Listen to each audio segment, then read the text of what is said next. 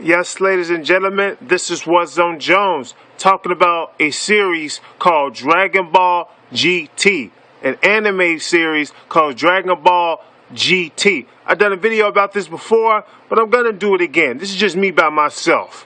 Now, here we go. Dragon Ball GT. Guess what? I think this series absolutely sucked. The show absolutely sucked. It's a big, epic fail. How in the hell did that happen?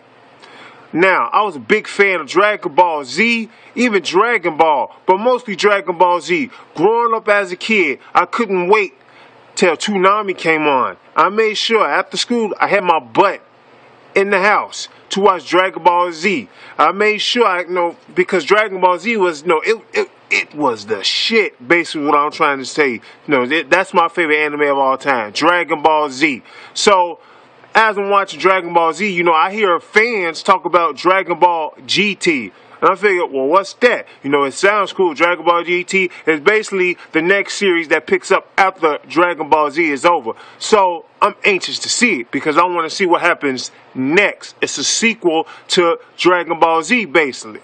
But little did I know that this season absolutely sucked.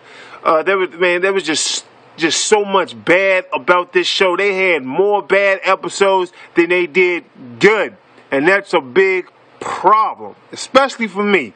When the bad outweighs the good, that's a problem. Their first 10 episodes absolutely sucked. It was boring. Did nothing really happen. They had this character called Pan, who I personally think is one of the reasons why this show sucked. Pan was the granddaughter of Goku and the daughter of Gohan. That character absolutely sucked. The character sucked, and I honest to God wish that character just stayed the hell off of my TV. That was what I wanted. I didn't want that Pan on my damn TV. But you see this book right here? It says right here in this book, that Dragon Ball GT, that the fans, so it's not just me, that the fans didn't like the show, well, because they had fell in love with the fighting style of Dragon Ball Z. And they had changed the fighting style of Dragon Ball Z to GT to just comedy? Like, what the hell were you thinking? What the hell were you doing? You're making it into a comedy? And then, after a while, it says, well, they tried to pick it up and they tried to have more action in it like they did in Dragon Ball Z, but it was too late. The fans had lost interest in Dragon Ball GT. They didn't care. So, when you're watching something as a fan and all of a sudden you lose interest, you're probably not going to tune back in.